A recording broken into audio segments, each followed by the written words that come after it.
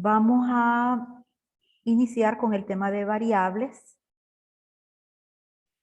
Permítanme, les voy a compartir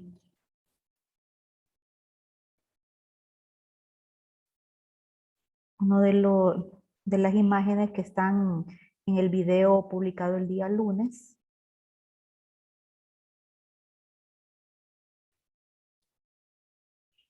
Acá. Ok. Tipos de datos. ¿A qué se refieren los tipos de datos? Bueno, eso está muy relacionado con lo que son variables y constantes.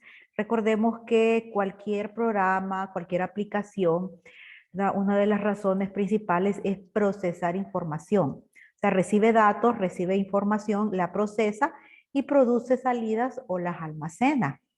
Es un requisito indispensable para poder diseñar, para poder tener aplicaciones eficientes, es reconocer, saber distinguir, saber definir cuáles son los tipos de datos que aplican a una situación específica. Ustedes en metodología vieron tipos de datos básicos. Estos son los enteros, que son todos aquellos números que carecen de componente decimal. Vieron los reales. Los datos de tipo real son también aquellos datos numéricos, pero que sí tienen componente decimal, aunque pueda darse la situación de que ese componente decimal sea nulo. Cuando me refiero a que es nulo, es que yo puedo tener una cantidad, por ejemplo, 250.0.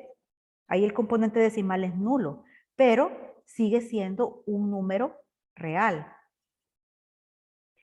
Otro tipo de dato que ustedes vieron en metodología son los datos de tipo lógico o booleano.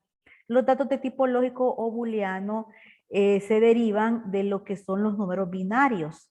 Las operaciones con números binarios se conoce como el álgebra de Boole, ¿verdad? Y son booleanos o lógicos porque únicamente pueden almacenar dos estados posibles, verdadero o falso.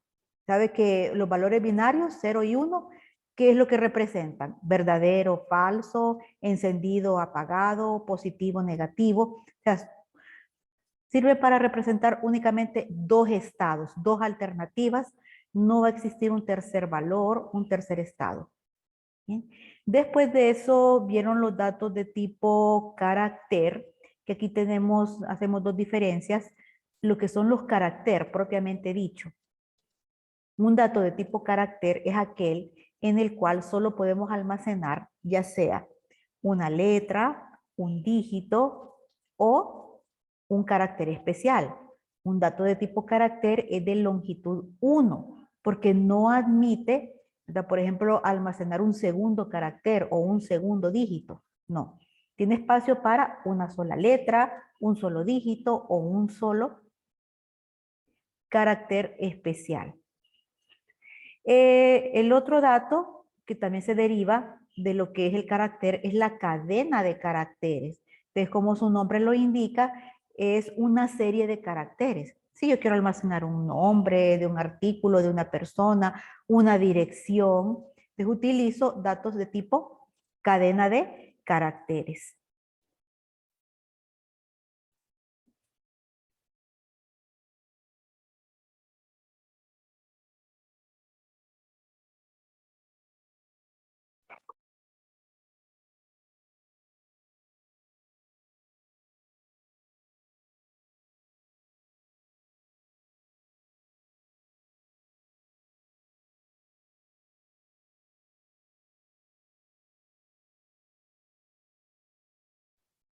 Bien, dicho esto, pasemos a lo que es la clasificación de los tipos de datos en Java, que es este cuadrito que ustedes están viendo.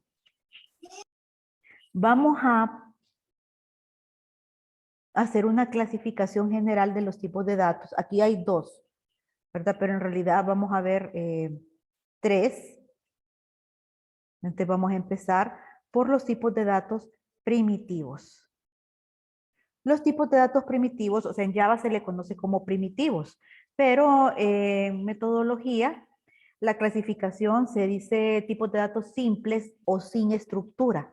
Y los no primitivos son los datos de tipo compuesto o estructurados.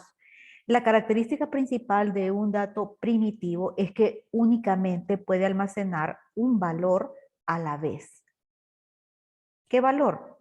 Va a depender si se trata de un entero, si se trata de un flotante, ¿verdad? Pero solo puede almacenar un dato a la vez. Supongamos que yo tengo una lista con el nombre de todos ustedes y el número de cuenta.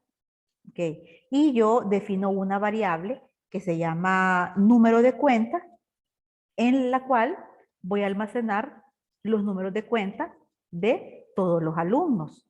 Pero ¿qué pasa si yo le estoy definiendo como un dato primitivo? Que solo voy a ser capaz de almacenar un único número de cuenta. Digamos que el primer alumno de la lista. Vengo yo, ingreso el número de cuenta al programa, entonces lo guardo en una variable. Si yo después ingreso un segundo número de cuenta de otro alumno, ¿qué va a pasar con el primero? Va a desaparecer ese dato, ¿no? Porque solo puede almacenar un dato a la vez. Esa es la característica. Los datos primitivos, de acuerdo al tipo de dato que se puede almacenar, se clasifican en booleanos. O sea que este de acá en azul es el nombre del tipo de dato que utilizamos en Java. Si yo quiero definir una variable en Java que sea booleana, entonces voy a decir boolean, el tipo de dato, y después el nombre de la variable. ¿Qué era un dato booleano? ¿Qué era un dato booleano, muchachos?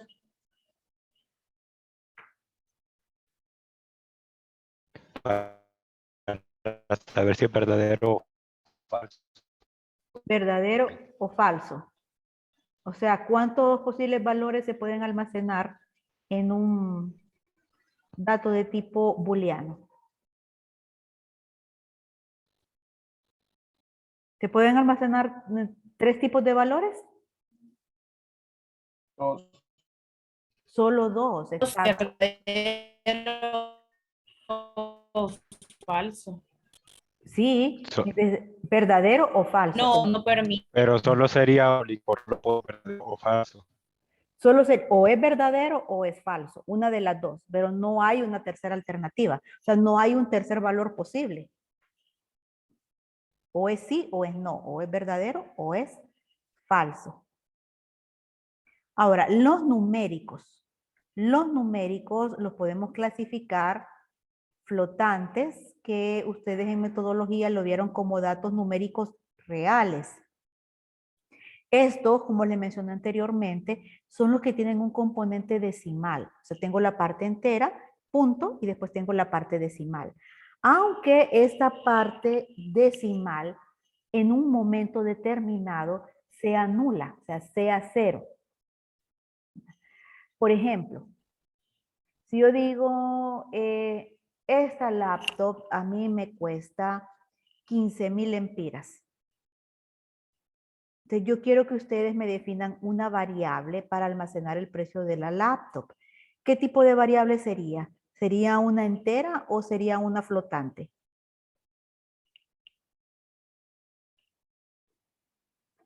Sería entera, Lee. ¿Sería entera? No creo. Flotante. Sí, porque en este caso, flotante, porque estamos hablando del precio de algo. En este caso es 15,000.00. O sea, nosotros no decimos 15,000 lempiras con 0 centavos. No acostumbramos a decir eso. Pero si yo estoy pensando en donde yo, en una aplicación donde yo necesito almacenar información, sí tengo que poner ese punto 00 que representa que tiene 0 centavos. ¿Qué pasa con los precios? Los precios en un momento determinado pueden variar. El precio de una mesa, el precio de una camisa, el precio de un refresco, de cualquier cosa. Podría darse una situación en donde se varíe el precio de X artículo y al modificar ese precio ya tenga que incluir centavos. Bien, por ejemplo, a ver, la semana pasada creo que fue, iba yo a la pulpería a comprar unos huevos. Antes valían 3 lempiras y cuando fui ya costaban 3.50. Y solo es ese ejemplo. Imagínense que estuviéramos haciendo una aplicación, ¿verdad?, para procesar los productos de una barrotería, de una pulpería, etcétera. Precio de los huevos. Ah, porque ahorita vale 3 lempiras. Yo lo voy a definir como un entero. ¿Y qué pasa si dentro de una semana cuesta 3.50? Pues como la variable es entera, no voy a ser capaz de almacenar esos 50 centavos. Lo que me quedaría de hacer yo como programador es ir y modificar el código de mi aplicación, lo cual para ese tipo de situaciones es completamente incorrecto. Es algo que no se puede hacer. Cuando uno diseña una aplicación, tiene que prever, esa es parte del análisis que uno hace, ¿verdad? Este dato, si puede permanecer con ese valor en este momento, o por el contrario, en un futuro su valor puede ser modificado. Entonces, yo tengo que prever eso y diseñar la aplicación de tal forma que su vida útil se puede extender. La vida útil, o sea, darle la menor cantidad posible de mantenimiento al código. Por eso es que los precios, a pesar de que tengan 0 centavos, se definen como flotantes, como reales. ¿De acuerdo? Siempre que ustedes tengan un precio o que yo les presente un problema, esta mesa cuesta 100 lempiras, la variable va a ser flotante, aunque cueste 100 lempiras cerrado, sin centavos. Pero lo que pasa ahí es que el componente decimal en ese momento es nulo. Entonces, para Java, los flotantes los dividimos en dos categorías, float y double. ¿Cuál es la diferencia entre un float y un double? ¿Vieron el video del lunes? Sí, que puede almacenar más decimales, el double float. Sí, la diferencia es la cantidad de bytes que el dato ocupa en memoria. Un dato de tipo double tiene mayor cantidad de bytes, o sea, se le asigna mayor cantidad de bytes en memoria que un dato de tipo float. A mayor cantidad de memoria, obviamente es capaz de almacenar números mucho más grandes. ¿Bien? Pero ambos, el float y el double, almacenan números de tipo real. Después tenemos, siempre hablando de los numéricos, los enteros. Y aquí, como su nombre lo indica, yo almaceno números que yo sé que no van a tener componente decimal. ¿Me pueden dar un ejemplo? O sea, nunca va a tener un componente decimal. Un ejemplo de esto, ¿cuál podría ser? Años. La cantidad de personas. Edad, Cantidad de personas, cantidad de sillas, cantidad de mesas, cantidad de casas, ¿ok? Porque nunca voy a decir, ¿cuántos alumnos hay matriculados en esta clase? Fíjese que hay matriculados 40.7. ¿Qué es eso? No, entonces eso es, hay 40. ¿Cuántas sillas va a comprar? Pues voy a comprar 5 sillas y media. Tampoco, carece de lógica. Entonces nunca van a tener un componente decimal. Sería un error de lógica, en el caso de esas cantidades, definirlas como numéricos, ya sean float o doubles, o sea, con componente decimal. ¿Por qué sería un error de lógica, creen ustedes? Si yo digo cantidad de alumnos, lo voy a definir como un float. ¿Dónde estaría el inconveniente ahí?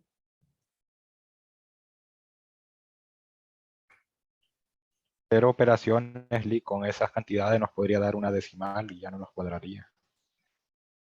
Bueno, aparte de que si yo lo defino como un float, estoy permitiendo que en un momento determinado se pueda almacenar ahí un dato float, lo cual sería incorrecto, ¿verdad? Pero lo otro es que yo estoy desperdiciando espacio en memoria. Obviamente, ese espacio en memoria que yo estoy diciendo o que tengo reservado para el componente decimal nunca se va a utilizar. Es un desperdicio de memoria. Entonces, hay que hacer un análisis correcto de la situación para determinar cuáles son los tipos de datos idóneos para cada variable que nosotros vayamos a definir.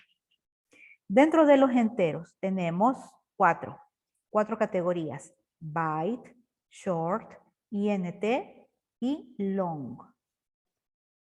¿Cuál es la diferencia entre estos cuatro? ¿Cuál es? Igual la capacidad de memoria. Exactamente, la capacidad de memoria. Vamos desde el que ocupa menor cantidad de bytes hasta el que ocupa mayor cantidad de bytes. El más pequeño es el byte. Después de decir el short, el int y el long. Cuando miremos el código del ejercicio, pues vamos a comprender mejor esto, porque puede producirse lo que es un desbordamiento. ¿Qué es un desbordamiento? Cuando yo estoy tratando de almacenar algo en una variable y no cabe ese valor. Es demasiado grande y la capacidad de la memoria no da para almacenar ese dato que yo quiero guardar. Entonces ahí tienen los numéricos. Flotante, entero. El otro es el dato de tipo carácter, que en Java se conoce como char. Bien. Char es aquel dato en el cual yo solo puedo almacenar o una letra, o un dígito, o un carácter especial. Es un dato de longitud 1. Longitud 1 significa que solo cabe uno, solo se puede almacenar una letra, un número o un carácter especial. Bueno, es más, si digo número está mal dicho, mejor dígito. Porque si yo almaceno un dígito, vamos a pasarnos a la pizarra.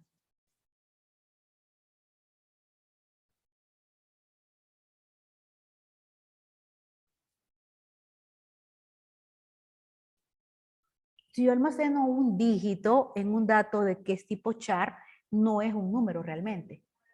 Supongamos que tengo un int num1, ¿ok? Y aquí le voy a asignar el valor de 5. Y tengo otro definido, num2, pero en este caso no es un entero, en este caso es un char. Y le voy a almacenar, voy a guardar ahí 7. Desde aquí ya la representación cambia, miren. Estoy asignándole a la variable num1 el valor de 5 y estoy asignándole a la variable num2 el valor de 7, alfanumérico. ¿Cuál es la diferencia?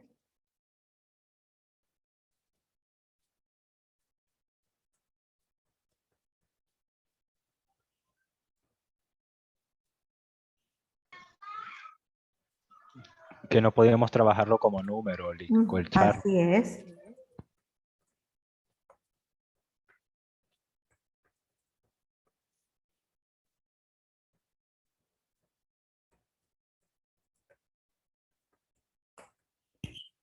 Ahora, este de aquí.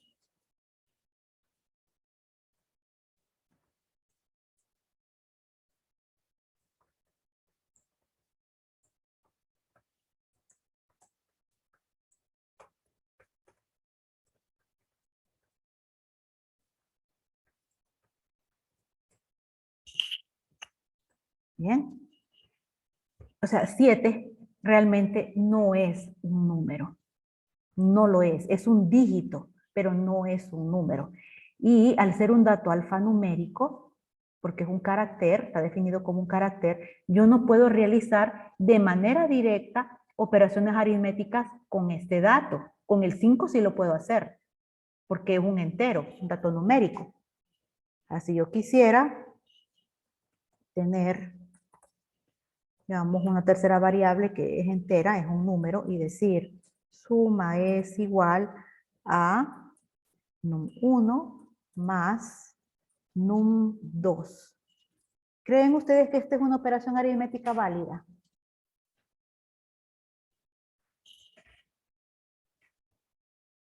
¿Está correcto ese planteamiento de la suma?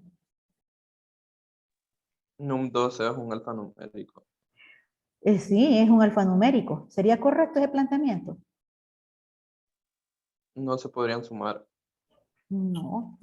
Por ejemplo, lo que yo tengo aquí es el num1, 5. Ese sí es un número. Le estoy sumando o pretendo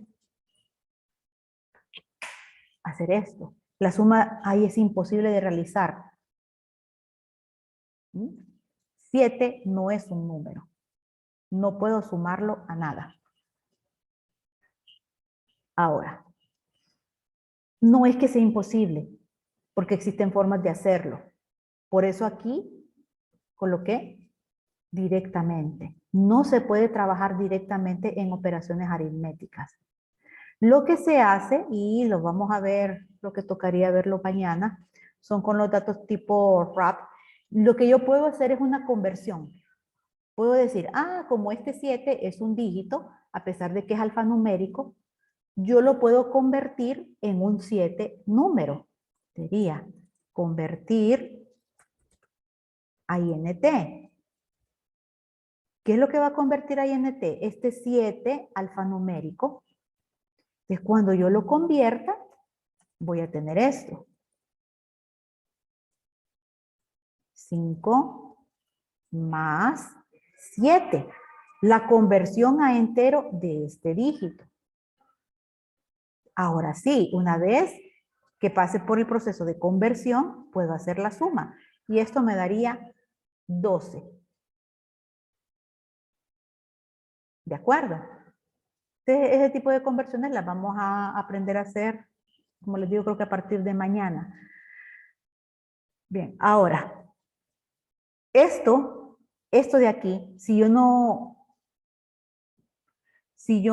lo paso por el proceso de conversión a este NUM 2, me da un error de compilación. O sea, ya automáticamente Java me va a detectar que en esa línea de código existe un problema y no me va a dejar ejecutar esa línea.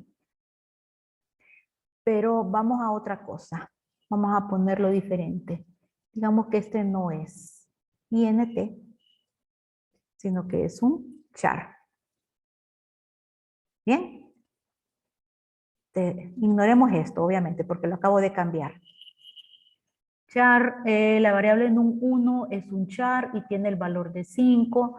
La variable num2 también es un char y tiene valor de 7. Y aquí le voy a poner también a la suma, es un dato de tipo char. ¿Qué problemas miran ustedes con este código?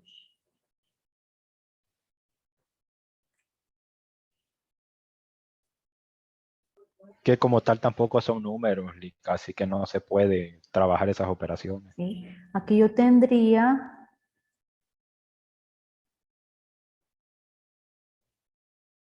esta es la representación. Más sería el 7. ¿Cuál es el resultado que obtendría aquí? 57. Exacto. Porque lo que estoy haciendo es concatenar. Si los datos son alfanuméricos, cuando yo pongo el signo más, los estoy uniendo, no los estoy sumando. Bien, no me daría ningún problema de compilación, pero no estoy sumando. Entonces, ojo con lo que estamos haciendo con los datos. Ahora, cambiemos algo.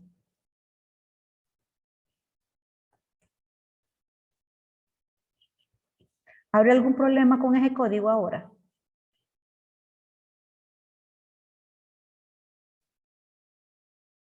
Sí, porque no es el mismo tipo de datos. Exacto, porque yo estoy concatenando dos datos char y este 57 no es un número, pero yo estoy diciendo este 57 alfanumérico lo quiero guardar en esta variable que es entera. No lo puedo hacer de forma directa, a menos que hubiera un proceso de convertir, digamos, convertir a entero este 57. Entonces, ahí sí lo podría almacenar en la variable suma. Que siempre hay que considerar con qué tipo de datos estoy trabajando y qué tipo de datos es la variable donde yo quiero almacenar los datos. Recuerden, tanto en los datos tipo char como en los que son cadenas de caracteres, tenemos que utilizar, ya sea, dependiendo de la sintaxis del lenguaje que estemos utilizando, debemos de delimitar el dato utilizando comillas dobles o comillas simples. Aquí. Porque Nadie vio esto. Aquí yo tengo un problema. Esto está correcto. Pero esto es incorrecto. ¿Por qué? Porque yo estoy diciendo que num1 es un char. Y como es un char, tengo que delimitar su valor. Así lo delimito. ¿Bien? Solo en el caso de que fuera un numérico, como el entero. Mire, lo acabo de cambiar. Si dejo este 5 delimitado con las comillas, hay un error, porque ya cambié la definición del dato. Si es numérico, no necesita, no ocupa que yo delimite con comillas. Pongo directamente el valor. ¿Ok? ¿Alguna consulta hasta acá?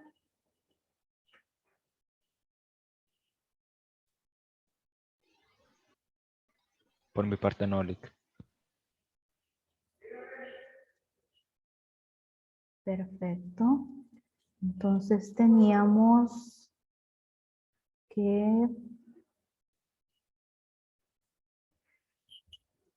Hasta ahí ya terminamos con la clasificación de los datos primitivos. Vamos con los datos no primitivos. Y aquí tenemos 2 mencionados, porque hay más. Pero para propósitos de la clase, solo vamos a ver estos que están acá. Entonces tenemos el string, que string se traduce como cadena, cadena de caracteres, y tenemos los arrays. Los datos no primitivos que otros textos, incluso en metodología, se les conoce como datos estructurados, se caracterizan porque son la derivación de datos primitivos. Vamos a pasarnos nuevamente a la pizarra.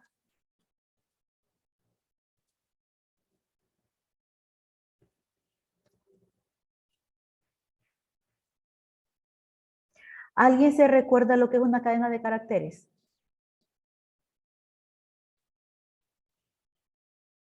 En metodología, o un dato de tipo cadena.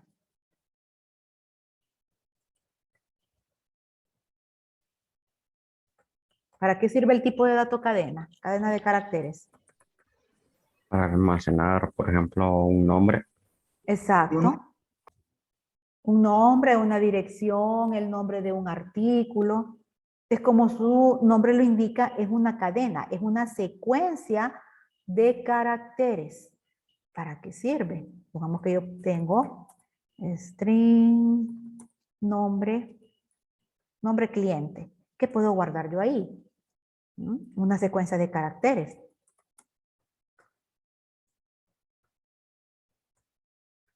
¿Ve? Ahí solo tengo valores, solo tengo letras. Bueno, y tengo espacio.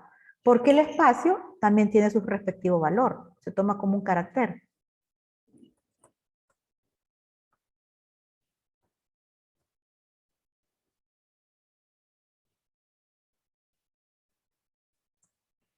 Y aquí yo podría decir colonia. Ahí va un carácter especial, que es el punto.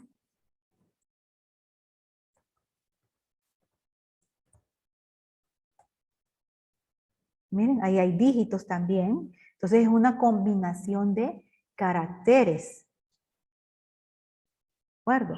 Ese es el dato no primitivo. Bien, sí, por eso dice, se deriva de los datos primitivos. ¿Por qué? Porque aquí yo tengo una secuencia o un conjunto de caracteres. ¿De acuerdo? Ahora, bueno, este es sencillo. Tenemos el otro, que se le conoce como array. Y ustedes en metodología lo vieron como arreglos en los cuales también vieron vectores y matrices. ¿Qué es un vector?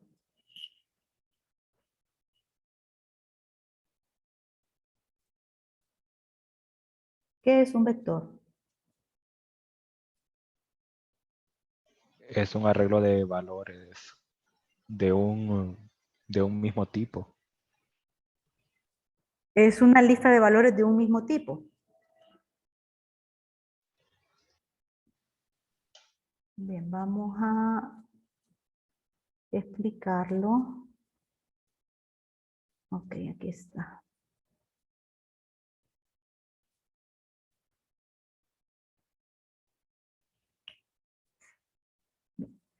Entonces, habíamos explicado anteriormente lo que son los datos primitivos. También pueden llamarse simples o sin estructura. Entonces, aquí yo tengo uno, que es el precio. Yo puedo decir float precio. Bien, un dato primitivo. Y almaceno un valor. Supongamos que tengo un artículo X que cuesta 80 lempiras. Bien, y después quiero almacenar el precio de un segundo artículo y este cuesta 50. Y voy a utilizar la misma variable. ¿Qué va a pasar con el 80? Se pierde. Se reemplaza por el nuevo valor del siguiente artículo. Eso es un dato primitivo. Pero si yo quiero que todos los precios se mantengan, que ninguno desaparezca, estamos hablando de variables, no de estructuras de almacenamiento. No voy a poder utilizar un dato primitivo para ello. Es donde entro a trabajar con datos no primitivos. Ahí.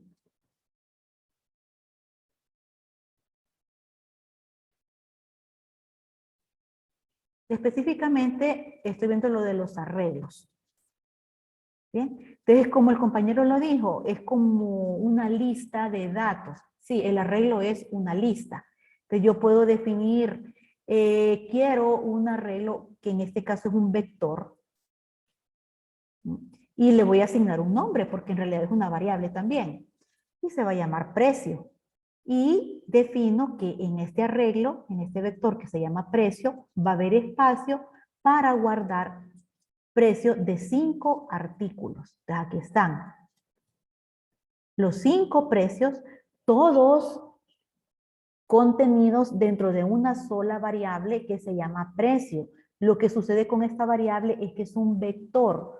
Un vector es un arreglo de una sola dimensión. La dimensión de los arreglos son las filas. Aquí tengo una fila, 2, 3, 4, 5 filas. ¿Bien? En los arreglos, yo también tengo que poder diferenciar un precio de otro. ¿Qué tal si yo quiero trabajar con el precio de 80? ¿Cómo le hago si toda la estructura, todo esto se llama precio? A mí solo me interesa el 80. Entonces, es cuando también trabajamos con lo que se conoce índice o posición. Un índice o posición es el lugar, ¿verdad?, que un dato específico ocupa dentro del vector. El 80, ¿qué lugar ocupa en la lista o en el vector?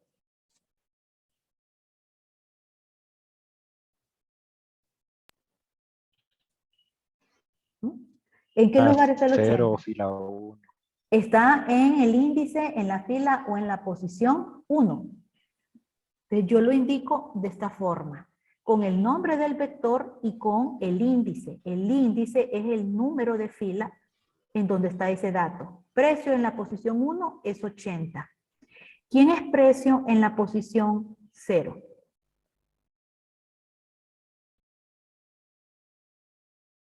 ¿Quién es precio en la posición 0? 75. Sí, 75. 75. Así que cada fila va a tener su lugar específico o su número específico que indica la posición. ¿Ok? De aquí lo empecé a numerar a partir de 0 porque en Java los vectores, la fila 1, en realidad es el índice 0, es la fila 0. Todos los vectores se inician a numerar a partir de la fila 0. Llego desde la fila 0 hasta la fila 4, ahí hay 5 filas. Es un dato no primitivo porque se deriva, ustedes pueden verlo aquí claramente, ¿verdad?, es una combinación de precios. Prácticamente es como que si yo uniera 5 variables que se llamen precio y todo lo junte en una sola variable. Por eso dice, los datos no primitivos se derivan de los datos primitivos. Entonces, ese es un tipo de arreglo, el vector. El otro es la matriz. ¿Cómo se representan las matrices en programación? ¿Qué es una matriz?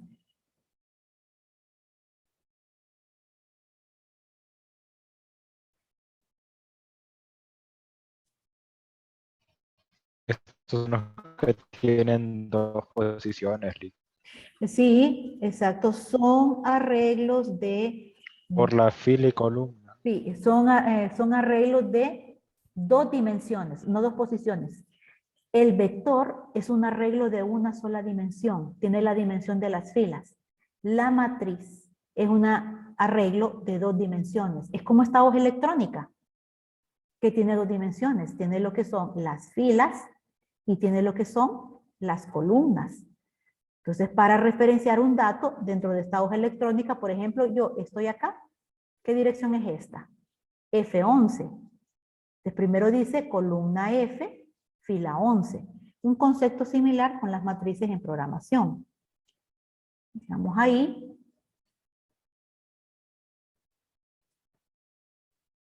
Voy a tener algo de este tipo. Vamos a quitar esto. Así que voy a tener la dimensión 1, que es la de las filas. Y voy a tener la dimensión 2, que es la de las columnas. Ok. Y si yo digo, vaya, voy a poner algo acá. Digamos, 145. Entonces, ¿cómo hago? Supongamos que este se llama matriz precio.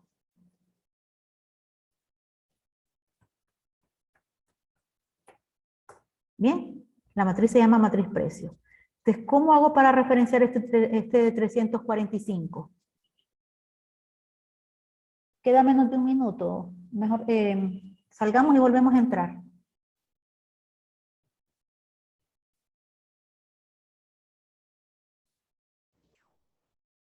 Lick, ya se va a acabar el tiempo, no sé si nos volvemos a conectar ahorita. Sí, no me escucharon. Les dije que sí, que salgamos y volvemos a entrar. Sí, salgan. Ah, ok. Sí, y Ok, volvamos sí. a entrar. Ok. Bueno.